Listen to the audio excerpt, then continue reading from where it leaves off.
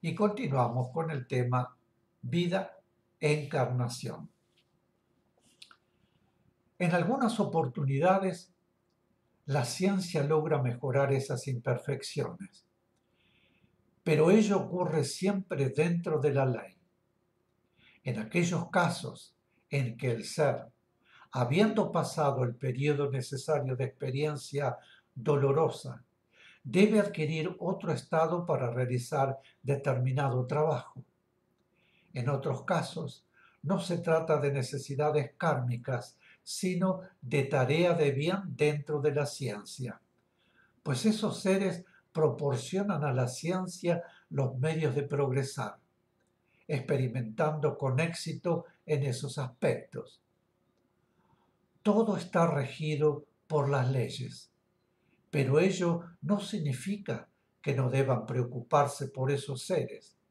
Deben rodearlos de amor, procurando atraer sobre ellos vibraciones sanadoras y equilibrantes. El amor todo lo puede, y la fuerza de su amor puede lograr que el karma doloroso de esos seres sea aligerado en esa encarnación, sin que ello signifique que la ley deje de cumplirse. El verdadero ego o todo espiritual no encarna. El todo espiritual, ubicado en el plano que le corresponde de acuerdo con su punto evolutivo, cuando debe encarnar proyecta desde su plano al mundo de la encarnación una partícula de sí mismo que es lo que denominamos alma o espíritu encarnado. A través de esa partícula espiritual, el todo espiritual transmite al hombre por sensaciones la experiencia adquirida en las encarnaciones realizadas en el transcurso de su vida milenaria, lo cual influye en los pensamientos, sentimientos y emociones humanas de esa encarnación. La mente espiritual, a través de la mente superior, en la partícula espiritual encarnada, establece contacto con su mente humana, que tiene como instrumento el cerebro. El ser espiritual no desciende al mundo de encarnación. Encarna solamente una partícula del todo espiritual. Este permanece en el plano espiritual que le corresponde por el punto evolutivo alcanzado y realiza las experiencias y el trabajo que habrán de proporcionarle la sabiduría y el progreso que necesita. En los mundos físicos, mediante la encarnación de una partícula que proyecta hacia el mundo. El todo espiritual y su partícula proyectada están permanentemente unidos y hacia ésta fluyen constantemente la energía y las vibraciones necesarias desde el todo espiritual. Todo lo que realiza su alma o partícula espiritual repercute en su espíritu o todo espiritual. Y así, las vidas en las que no se cumple la misión traída producen en el ser intenso dolor espiritual, porque le obligan a mantenerse en esa proyección, a veces por milenios, hasta que sea lograda la plena realización de las experiencias y del trabajo, y hayan sido pagadas todas las deudas contraídas con la ley en esas encarnaciones.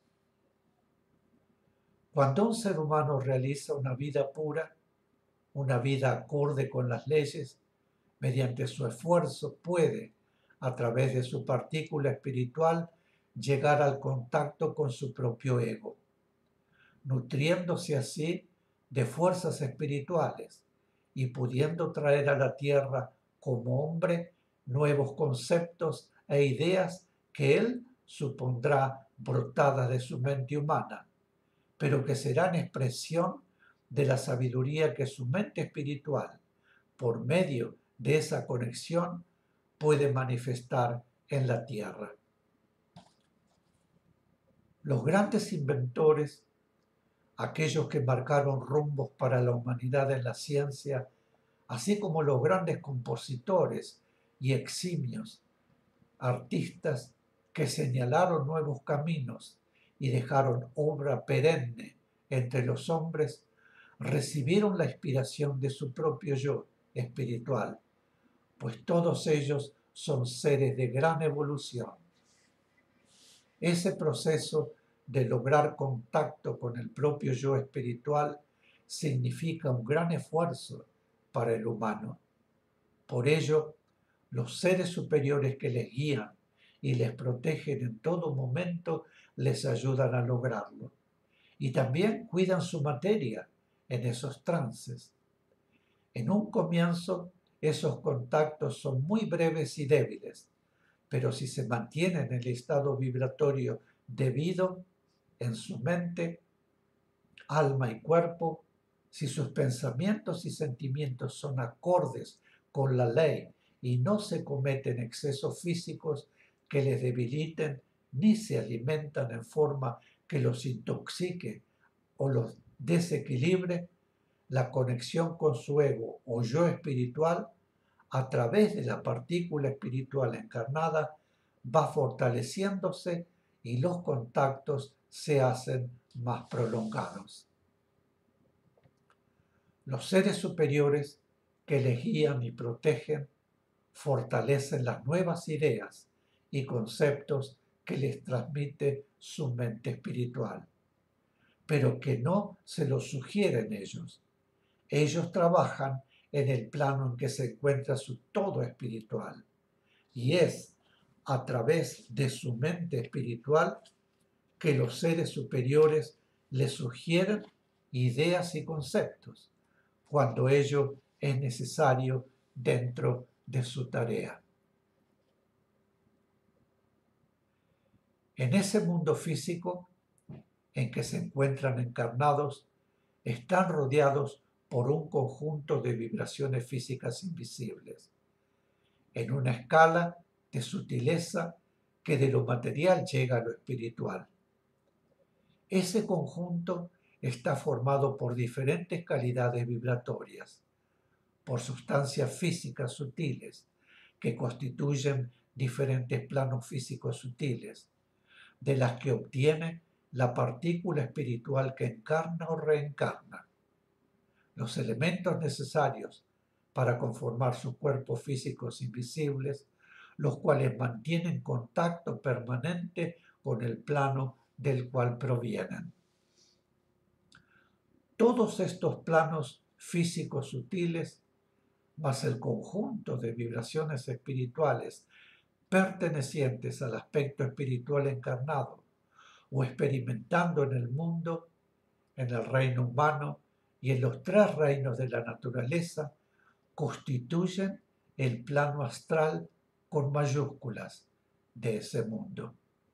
En ese plano astral moran miles y miles de seres que vivieron antes como humanos y que deberán volver a encarnar para terminar su trabajo y sus experiencias, y también eliminar las deudas contraídas con la ley por haber cedido a los deseos, vicios, ambiciones y situaciones humanas que los desviaron de su camino de bien.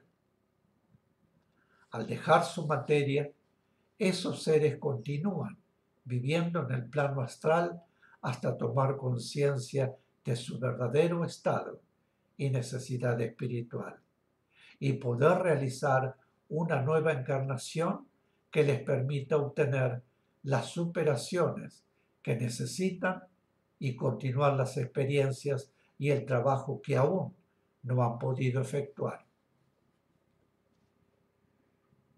El ego, el todo espiritual de esos seres, se encuentra en el plano en que le corresponde morar por su punto evolutivo.